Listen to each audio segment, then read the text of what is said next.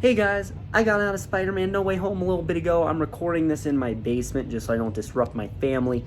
And, wow. This movie is pretty much everything I wanted this movie to be. I have had so many issues with MCU Spider-Man. I do not like Far From Home. I've had a lot of issues with what they're doing with the character, and it feels like everyone involved in this movie addressed those issues. It feels like the writers saw what people didn't like and they addressed it. And it's so clear that everyone involved with this movie, John Watts, Tom Holland, the writers, everyone in the cast, it's super clear that they all love this character. This movie feels yes, it's a Spider-Man movie, but honestly, it just feels like not just a Spider-Man movie, but a love letter to Spider-Man. It is so clear for 2.5 hours that this is just a love letter to this character that everyone loves.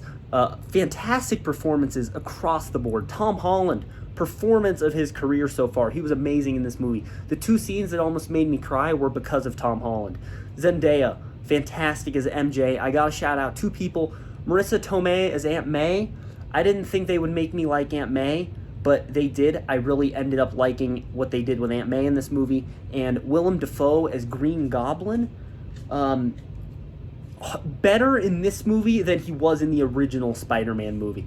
Hard to believe. Going in, I didn't think that'd be possible, but he was an even better villain here than he was the first time around. Now, yes, are all the villains necessary? No, I would say Sandman and Lizard, mainly Lizard, probably don't need to be there, but for the most part, it all ended up working out. It didn't feel too full of just stuff. It felt very focused, and hands down, the best thing this movie does is that through all the multiverse madness and throughout all the fan service this movie gives, which, yes, there's a lot of fan service, at its core, it is a Tom Holland, Peter Parker story, and it is the exact Tom Holland, Peter Parker story I've been wanting. He's dealing with the consequences of his own actions. It feels like he's fighting his own battles. He has to learn his own lessons. He goes through a lot in this movie. Brutal, emotional, those are what they use to describe the movie, and Tom Holland, when he said that, he would be dead on accurate. That is exactly how it felt.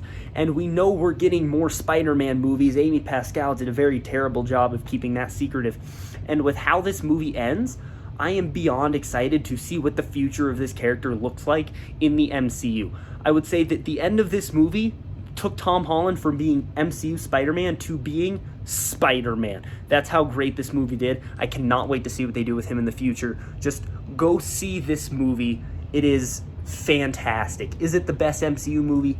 I don't want to answer that right now because I'm still coming off the high of it. I'm seeing it again tomorrow, and then I'll decide whether it's my favorite or not. But it is arguably the best Spider-Man movie. It's certainly up there, and it is among the best MCU movies. It blows Homecoming and Far From Home out of the water that it almost feels like it's from a different franchise.